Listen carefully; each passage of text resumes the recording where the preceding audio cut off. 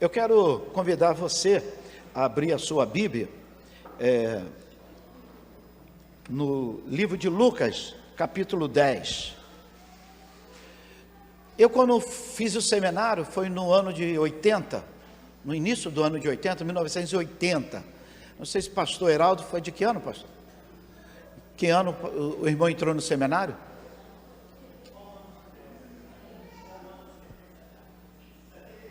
(73). Então, por isso que eu tenho que bater continência, viu? Em 73, eu entrei em 80. No ano que eu entrei, já não tinha uma matéria muito importante, ao meu ver, chamado tipologia bíblica. Tipologia bíblica. Tipologia bíblica é uma matéria, se você depois colocar no Google, que te ensina a ver as facetas de alguns textos. Vou aproveitar hoje pela manhã e hoje à noite para estar trazendo duas tipologias bíblicas apresentadas aqui que eu gosto muito. A primeira é esse texto de Lucas 10. Você lê o texto de Lucas 10, o bom samaritano, e você encara como uma história. Não, tem muito mais coisa atrás disso, e Jesus estava falando exatamente isso, e eu quero nessa manhã convidar você a me acompanhar nesse texto, tanto agora pela manhã como à noite.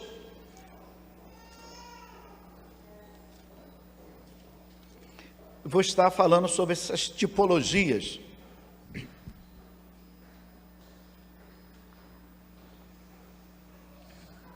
O tema de hoje é a hospedaria de Jesus. Dificilmente você encontra mais esse termo, hospedaria. Esse lado de cá, esse lado onde os irmãos estão, no passado, aqui nós tínhamos o templo, e no passado, a igreja foi organizada em 1912, e quando a igreja foi organizada, esse lado de cá, aqui embaixo era um botequim, e em cima era uma hospedaria para cavaleiros, ou seja, vulgo um bordel disfarçado. A palavra hospedaria aqui no Brasil, ela caiu em desuso, que passou a ser local de promiscuidade, mas a hospedaria, ela existe e era um local onde a pessoa poderia pernoitar, onde a pessoa poderia passar ali à noite, e tinha, geralmente teria uma casa, uma cama quentinha, teria um chuveiro para tomar banho, ou água para tomar banho. Então, a hospedaria que eu estou me referindo é essa, local de abrigo, local, um hotel hoje, um local onde a pessoa é abrigada. Por isso que eu intitulei a hospedaria de Jesus. Lucas 10, a partir do verso 30. 25, perdão, verso 25. Eis que certo homem, intérprete da lei, se levantou com o intuito de pôr Jesus à prova e disse-lhe: Mestre, que farei para herdar a vida eterna? Então Jesus lhe perguntou: o que está escrito na lei? Como interpretas? A isso ele respondeu: amarás o Senhor teu Deus de todo o teu coração, de toda a tua alma e de todas as tuas forças, e de todo o teu entendimento, e amarás o teu próximo como a ti mesmo. Então Jesus lhe disse: respondestes corretamente, faze isso e viverás. Ele, porém, querendo justificar-se, perguntou a Jesus: quem é o meu próximo? Jesus prosseguiu dizendo: certo homem descia de Jerusalém para Jericó, e veio a cair em mão de salteadores, os quais, depois de tudo lhe roubarem, lhe causaram muitos ferimentos, retirando-se, deixando semi-morto. Casualmente descia um sacerdote por aquele mesmo caminho, e vendo-o, passou de largo. Semelhantemente, um levita descia por aquele lugar, e vendo-o, também passou de largo. Certo samaritano, que seguia o seu caminho, repita comigo, seguia o seu caminho, passou-lhe perto, e vendo-o, compadeceu-se dele, e chegando-se, pesou-lhe os ferimentos, aplicando óleo e vinho, e colocando sobre seu próprio animal, o levou para uma hospedaria e tratou dele. No dia seguinte, tirou 2 denários e entregou ao hospedeiro, dizendo: cuida deste homem, e se alguma coisa gastares a mais, eu te indenizarei quando voltar. Jesus vai indenizar. Qual desses 3 te parece ter sido o próximo do homem que caiu na mão dos salteadores? Respondendo-lhe o intérprete da lei, o que usou de misericórdia para com ele. Então lhe disse: vai e procede tu de igual modo. Pai, eis aqui a tua palavra. Não é a palavra do homem, mas é a tua palavra. E nós pedimos que o teu Espírito Santo venha nos ajudar a entender aquilo que tu queres falar à tua igreja nesta manhã. Pai, somos a tua igreja. Eu me incluo nessa palavra. Queremos ouvir, queremos entender, queremos comer, queremos sairmos daqui alimentados, ó Pai. Senhor, que essa palavra seja, Senhor Deus, instrumento para dizer não às propostas do diabo, Pai. Ajuda-nos, Senhor Deus, com a tua palavra, Senhor, desembaratarmos aquilo que está, Senhor Deus, ofuscado, atrapalhado, Pai. Com a tua palavra, ó Pai, nos dê, Senhor Deus, uma semana, Senhor Deus, abençoada, uma semana de visão, uma semana próspera, uma semana de visitação do teu Espírito Santo. Cremos no poder da tua palavra, e a tua palavra não volta vazia, pois é a tua palavra, em nome de Jesus, amém.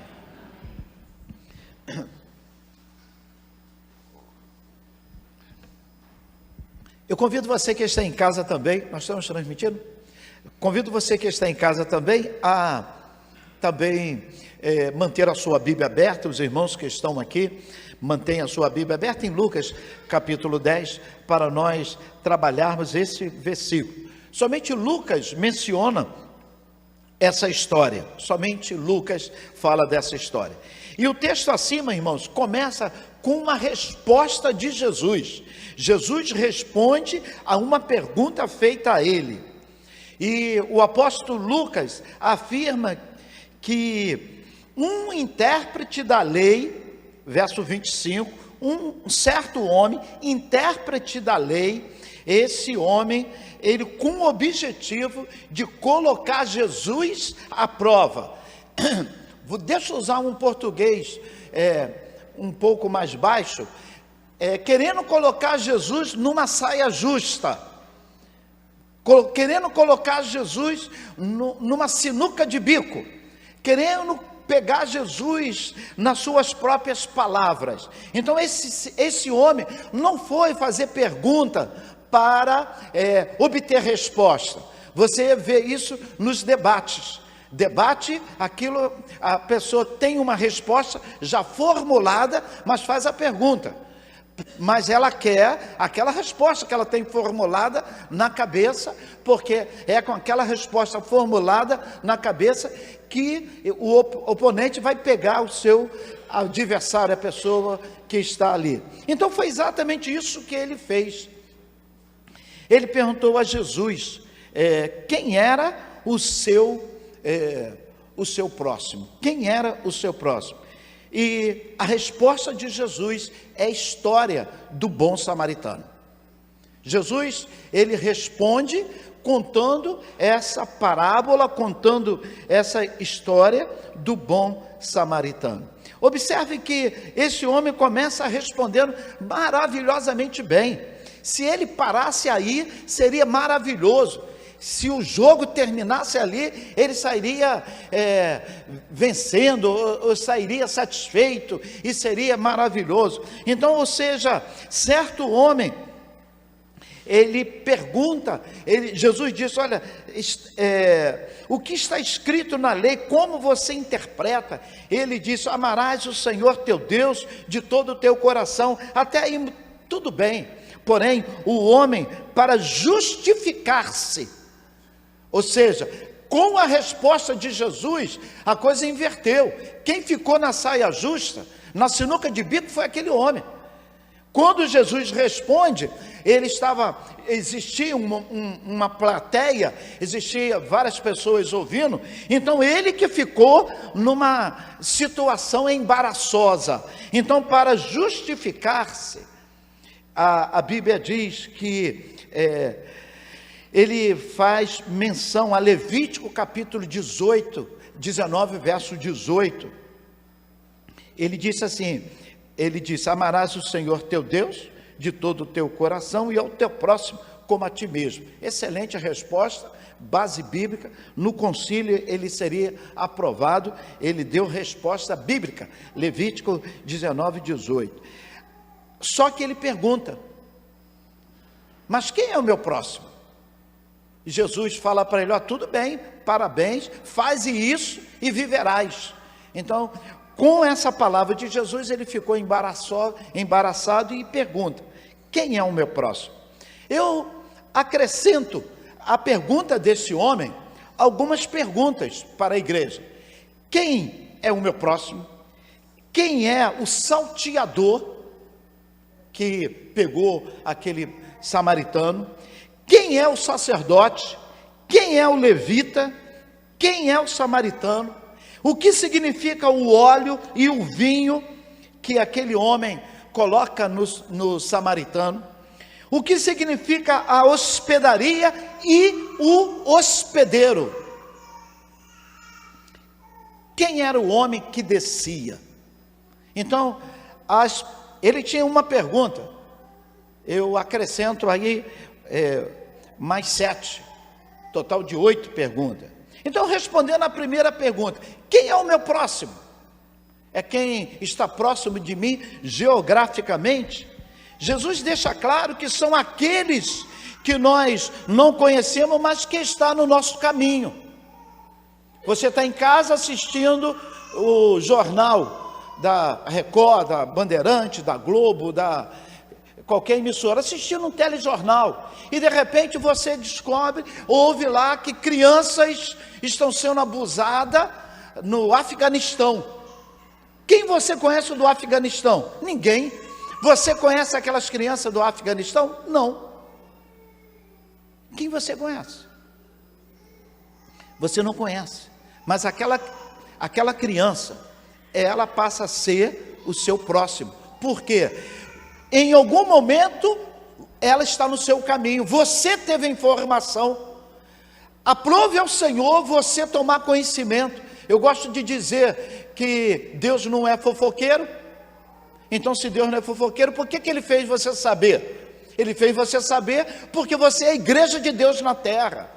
E se Ele soube que crianças estão sendo abusadas lá no Afeganistão, você como servo de Deus, você aqui no Brasil, em Laranjeiras, em qualquer lugar do mundo, se você se ajoelhar a poder na oração e clamar por aquelas crianças, e começar a ficar angustiado pelas crianças, pronto, aquelas crianças se tornaram o teu próximo. O teu próximo não é quem está perto de você geograficamente, é aquele que cruza o teu caminho, através de informação, através de maneira física. Então cruzou o teu caminho. Então nós não podemos lavar as mãos. Eu não posso ouvir uma notícia dessa, que crianças estão sofrendo, e desviar. Não é comigo. Eu não posso fazer isso. Eu tenho que tomar a atitude que o samaritano tomou. Eu preciso me envolver. Eu preciso falar com a Dalva, minha esposa, dizendo assim: Dalva, soube de uma notícia horrível, estou incomodado, meu coração está pesaroso, ora comigo. Então eu preciso fazer algo. Eu e pastor Jânio, nós tínhamos o culto 7 horas, a irmã Lúcia dirigiu esse culto durante muitos anos aqui na igreja, e nós vimos, e depois que acabava o culto, os irmãos vinham, ficava eu e pastor Jânio aqui, porque eu estava incomodado com as igrejas na Zona Sul que estavam fechando. Eu falei, Senhor, não é normal, igreja fechar? Eu vejo o teu reino expandindo, a tua palavra diz que o teu reino vai expandir, eu não vejo na tua palavra que o teu reino vai encolher, então como é que a igreja fecha? Então eu comecei a orar e pedir a Deus por aquela igreja, orávamos, irmãos, aqui, nós chorávamos por essas igrejas. Conclusão, o Senhor começou a trazer as igrejas para cá. Por que a igreja de Laranjeiras fez esse trabalho de restauração de igreja? Tudo começou porque nós nos preocupamos, oramos, e o Senhor mandou recurso. A quem enviarei? A quem há de ir por nós? Então, a igreja, com o pastor e todos nós dizemos, eis-nos aqui, e fomos. Imagina, irmãos, quando a igreja batista de Corme Velho, nós, num culto, eu empolgadíssimo pregando aqui, e fiz apelo para que pudesse ir para o Cosme Velho, pessoas, 10 pessoas, tendo que tirar carta para lá e tendo que congregar lá para trabalhar com o pastor Carlos lá na igreja. Eu fiquei com o pastor lá 2 anos, depois passei para o pastor Carlos. E naquele dia do apelo vieram pessoas da diretoria da igreja, eu olhei assim, Senhor, como é que eu vou fazer? Esse irmão é líder dos homens, esse aqui é líder de não sei quem, como é que eu vou? Líder de missões, como é que eu vou fazer? Mas, irmãos, cada vez que ia 10, o Senhor mandava 20, e o Senhor, Ele é o dono da igreja, amém? A Bíblia diz, irmãos, que eu quero dar esse exemplo e dizer que as igrejas passaram a ser próximas, porque eu passei a me preocupar com ela. O que significa, a Bíblia, o texto diz que, afirma que certo homem, artigo indefinido, certo homem, não fala em ninguém especificamente, esse homem descia de Jerusalém, não porque Jerusalém estava num lugar muito mais alto do que Jericó. Jerusalém tem um sentido, significa bênção, e Jericó, a Bíblia diz que Jericó tinha uma palavra de maldição. Pedi a Jaqueline para colocar Josué capítulo 6, verso 26, quando Josué destrói Jericó, ele diz, maldito o homem que reedificar essa cidade. Aquela cidade ficou sendo maldita. Então eu quero pegar aqui, forçando um pouco a barra do texto, mas se Jesus falou, Jesus tinha princípios, ele disse que o homem descia de Jerusalém e ia para onde? Jericó. Josué capítulo 6, 26. Jerusalém, lugar da bênção. Jericó, lugar da maldição. Então repita comigo: Jerusalém, lugar da bênção. Jericó, lugar da maldição. Aquele homem saía da bênção e ia para a maldição.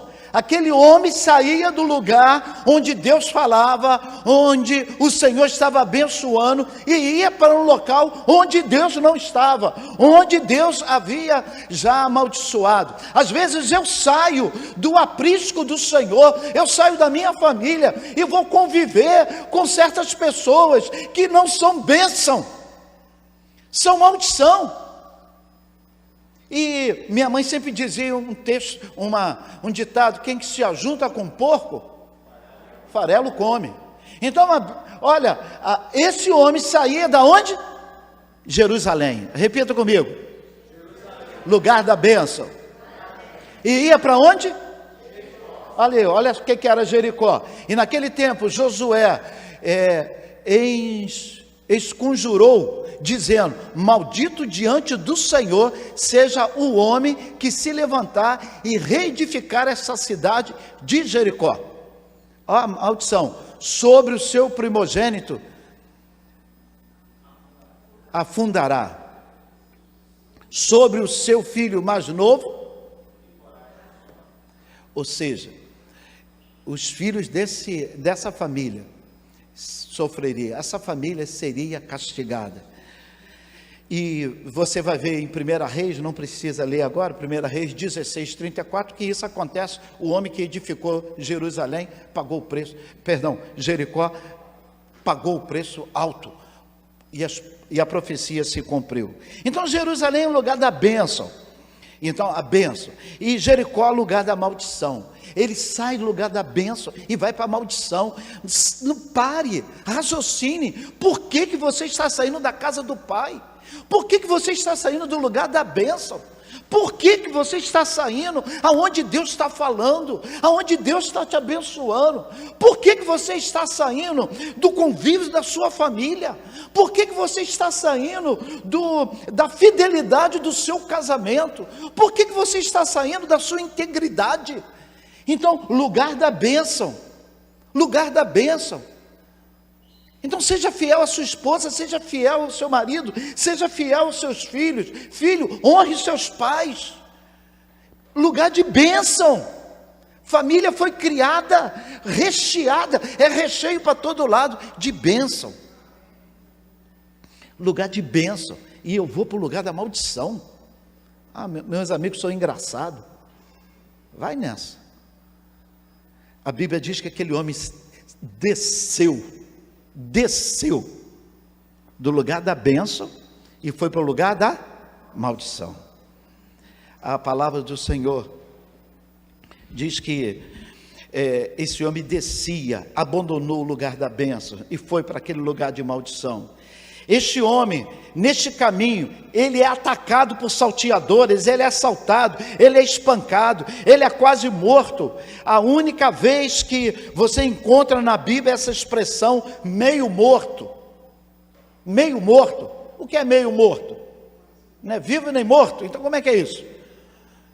O espírito está no meio termo? Não. Talvez em coma, tão espancado, sem consciência, mas ainda respirando, meio morto. Ele não morreu, no sentido não acabou, mas foi muito espancado.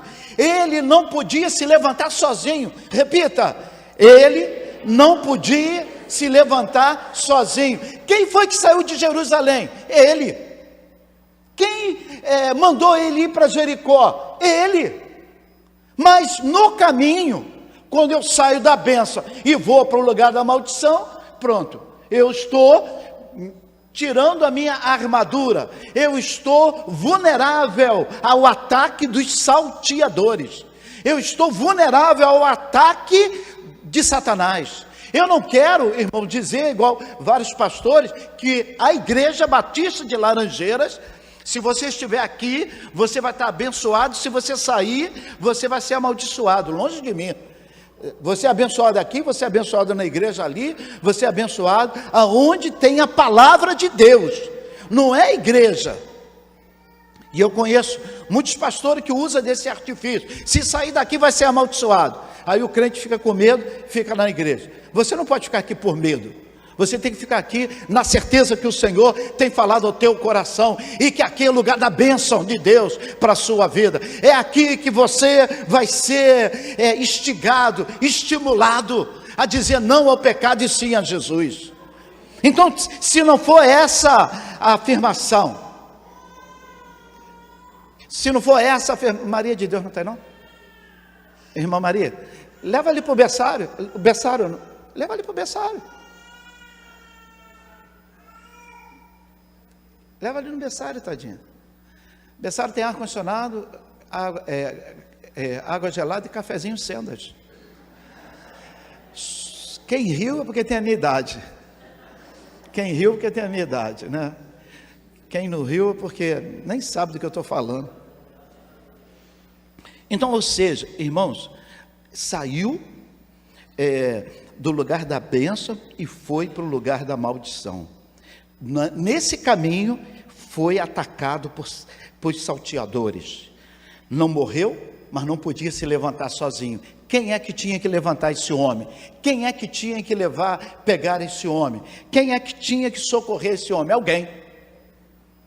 E é isso que Satanás tem feito com o homem que sai da comunhão. Sair da comunhão, um exemplo é o filho pródigo. O filho pródigo saiu da comunhão. A ovelha saiu do aprisco. E saiu do aprisco, caiu numa armadilha. Então ficar longe de Deus sempre foi um mau negócio. Repita comigo, ficar longe de Deus sempre foi um mau negócio. Fala para o irmão que está perto de você. Enquanto você faz isso, eu bebo água. Então ficar longe de Deus sempre foi um mau negócio, irmãos, para o homem. Agressões e sofrimento. O certo homem que saiu da bênção, ele não podia se levantar sozinho. Ele estava impotente numa estrada. Saiu da casa do pai. Não podia se levantar. O Salmo 49, versos 7 e 8, afirma que ninguém, que homem nenhum, tem condições de salvar-se a si mesmo. Nenhum homem tem condições de ajudar a si mesmo. Salmo 49, verso 7 e verso 8. O que mostra? Que eu preciso de ajuda. O que mostra? Que a Ana Maria tem esse entendimento, tem que ajudar lá o sobrinho dela, o Vinícius, isso. O que significa? Que Joyce tem que ajudar o seu filhinho? João. O que significa que eu tenho que ajudar Tiago, Lília, Cristina e Jonathan? Aí já ficou 3 logo. E Dalva também. O que significa? Que a Dalva tem que me ajudar. E ajudar Tiago, Lília, Cristina e Jonathan. O que significa que sozinho nós não conseguimos. Vamos lá, leia comigo. Salmo 49, verso 7. Luiz, bota água aqui para mim, por favor. Toda a igreja. Nenhum.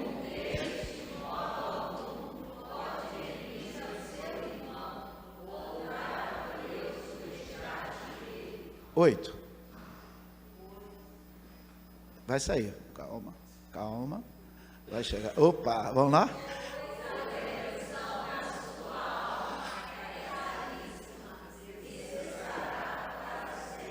E cessará para... Obrigado, Jaque.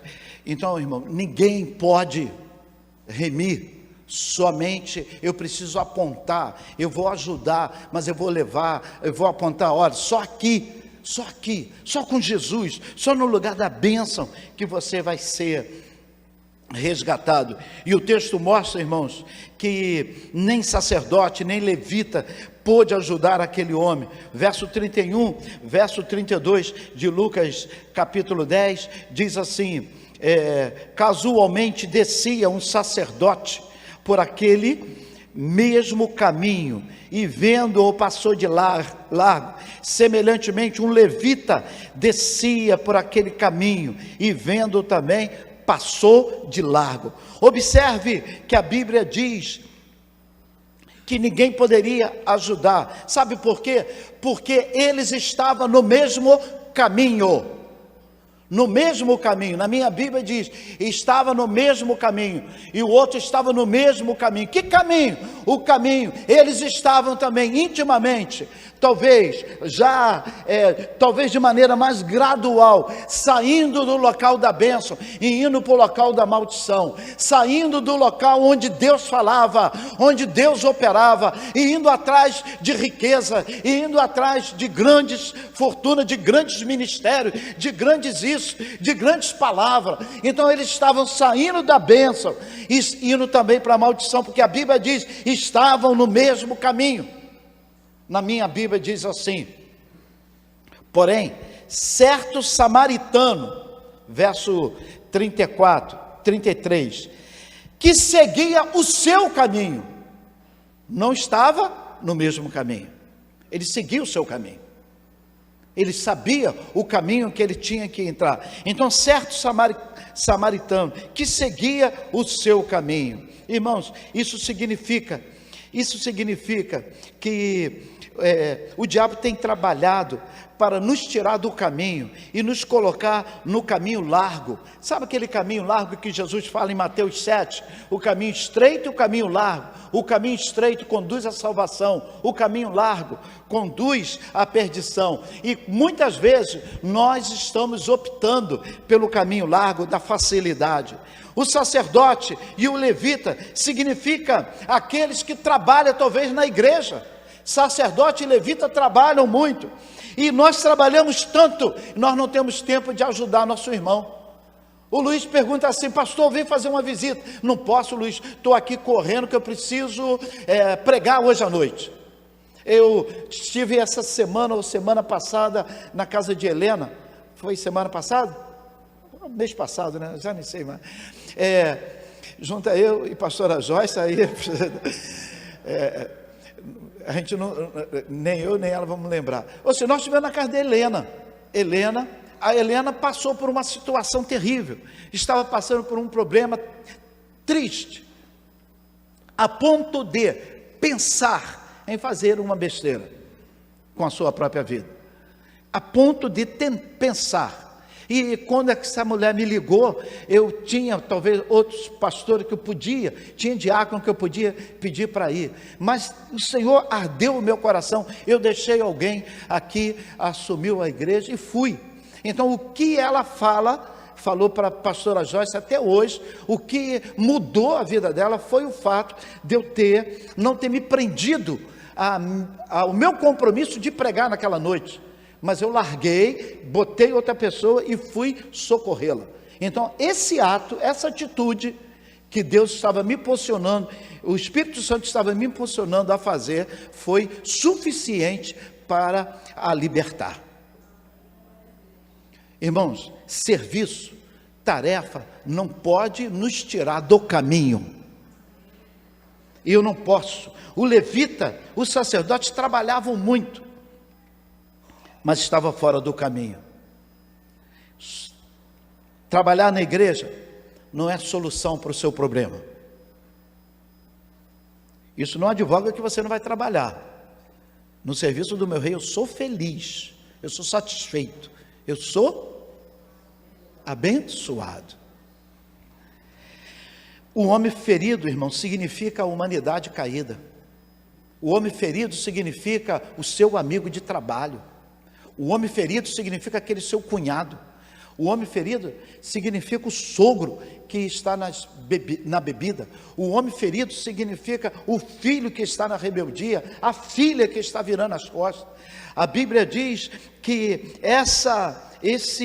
esse momento, o sacerdote, se o sacerdote, o levita, significa a igreja que está muito atarefada com as festas, com tanta coisa, o homem ferido significa aquele que está pedindo ajuda. O homem ferido significa o pastor Eliezer, significa você que está no banco. Então eu não posso, só porque eu estou vendo aqui o Simprício, ele não ajuda não, só porque eu estou vendo o Simprício aqui sentado, eu não posso virar as costas, eu não posso dizer, não, está tudo bem, ele estava lá sentado. Não, o homem ferido significa muito. A ceia do Senhor, meu irmão, aponta para a comunhão. Eu posso estar aqui e não ter comunhão, eu posso estar aqui, ter um botão, liguei na tomada, vim, cantei, louvei, levantei a mão, dei o dízimo, saí, e saí. Não, a ceia do Senhor é o momento que eu tenho que parar, tomar a ceia, refletir no que Jesus fez. Não tem como tomar a ceia sem o envolvimento. A Bíblia diz que o maior exemplo foi de Deus. Ele teve que dar a Jesus. Eu não sei se teria outra maneira de ele me resgatar e te resgatar, mas ele deu. Jesus desceu e se envolveu conosco. Jesus se envolveu conosco.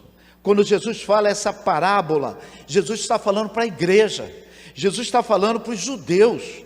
Quando Jesus fala essa parábola, ele estava falando para os judeus que não toleravam e não aceitavam samaritano. Quando Jesus fala essa palavra, ele está falando para esse grupo, e ele disse assim: olha, Jesus, ele disse, ele não veio, ele veio para os seus, mas os seus não o receberam, mas a todos quanto receberam, deu-lhe o poder de serem feitos filhos de Deus. João 1, verso 11. Todos quanto receberam, eu e você.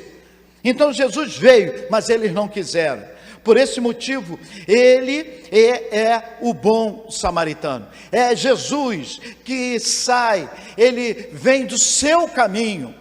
Ele sabe para onde está indo. Ele está no caminho que ele tem. Então ele vem, ele para. Então eu quero que você entenda, se tem um samaritano nessa manhã aqui nesse lugar, se você conhece alguém que foi ferido por igreja, ferido por pastor, ferido por a tradição da igreja, ferido, e está caído à beira da estrada, e está quase morto, Jesus é o samaritano.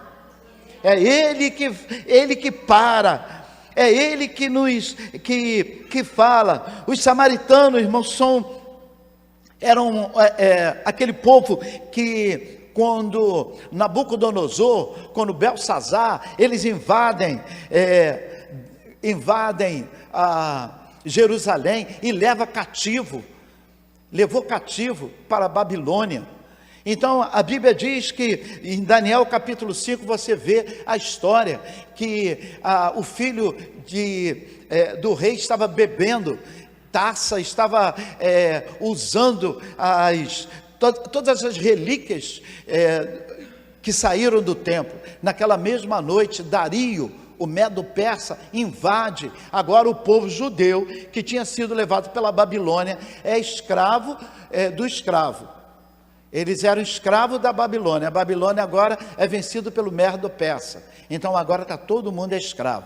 Então é nesse contexto que, quando eles invadiram Samaria, então eles não levaram, eles infiltraram, eles invadem, é como se invadisse a França, invadisse a Itália, invadisse o Brasil. Então ele pega italiano, bota no Brasil, pega brasileiro, bota na França e bota francês na Itália. Então eles tiram dos seus países. Era a estratégia que era usada. Por quê? Você, num país que não é seu, você não ia fazer montim, você não ia tentar libertação daquele exército inimigo. Aquele lugar não era teu mesmo. Então você ficava vivendo ali e não daria problema para aqueles homens. E os samaritanos foram aqueles que se misturaram, foram aqueles que permitiram o que se chama de miscigenação. Houve uma miscigenação. Então eles eram olhados como repudiados pelos judeus puro sangue, né? Os judeus que não havia se misturado. Os samaritanos surgem de uma mistura de judeu com gentios. Para os judeus, samaritanos eram gentios. Para os gentios, samaritanos eram judeus. Então, eram pessoas que não tinham classificação. Quem é que socorre o ferido? O samaritano. O samaritano. Samaritano, Jesus, que se ajuda, que coloca azeite e coloca vinho, azeite e vinho, ou seja, ele coloca alegria e ele cura, a unção. O azeite significa, o vinho significa alegria, e o azeite significa cura. O Salmo 23 diz que ele vai derramar o óleo sobre as feridas e vai nos restaurar. Por isso que nessa manhã a unção do Espírito Santo está aqui nessa manhã, nos trazendo nesse momento a alegria e a cura pelo poder que é no nome de Jesus. O samaritano está aqui nessa manhã. O samaritano que salvou no passado, e ele pode salvar. O sangue de Jesus, somente através do sangue de Cristo é que nós podemos ser reconciliados com Deus. É através do sangue de Cristo que nós somos restaurados. Eu quero chamar a sua atenção, porque o texto afirma que havia uma hospedagem. Repita comigo: havia uma hospedagem. Havia um hospedeiro. Então a Bíblia diz que ele pega e leva para a hospedagem. Na hospedagem seria tratado, seria cuidado. Mas só que o verso 35 diz assim: até que eu volte. Até que eu volte. Trate até que eu venha novamente para esse lugar. Trate até que eu volte novamente para esse lugar. Trate até que eu chegue aqui com o esplendor da minha glória. Trate. Então, nessa parábola, começa com a queda do homem e vai até a libertação de Jesus desse homem. Esse homem cai, mas é levado para a hospedaria. O que é a hospedaria? É a igreja de Cristo na terra. Quem é o hospedeiro? É o Espírito Santo, é Ele que nos capacita a cuidar dos feridos. Jesus disse: eu vou, mas vocês não vão ficar sozinhos, eu vou deixar o Espírito Santo. E Ele vai te capacitar, Ele vai te capacitar a cuidar de feridas, Ele vai te capacitar a cuidar, Ele vai te capacitar. Nesta manhã, você entrou aqui nesse lugar. Eu quero dizer para você que você veio para a hospedaria de Jesus. Nessa manhã, o hospedeiro está aqui, é o Espírito Santo de Deus. Nessa manhã, o bom samaritano que saiu, ele disse assim: eu volto. E ele termina dizendo assim: e eu pago tudo que você gastar. Vale a pena trabalhar, vale a pena se dar. Você viu um exemplo de irmã Maria de Deus. Maria de Deus tem se dado aí no trabalho. Às vezes eu falo: Maria, fica em casa. E não estamos nem em Covid, né? Fica em casa, fica em casa. Mas porque eu sei como ela tem se dado. Mas a bênção chega. Ela não trabalha atrás de bênção, mas o Senhor promete: cuida dos meus feridos, que eu volto e restituo. Cuida dos meus feridos, que eu volto e restituo. E está aí Thaís, terminou já a sua faculdade e agora com um bom emprego. Eu não sei quando vai ser a churrascaria que ela vai promover, mas eu só quero dizer: vale a pena, irmãos.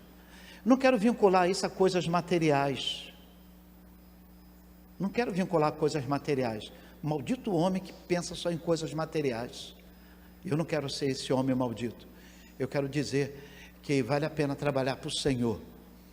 Nessa manhã, vamos adorar o Senhor e vamos tomar a ceia, vamos celebrar a comunhão.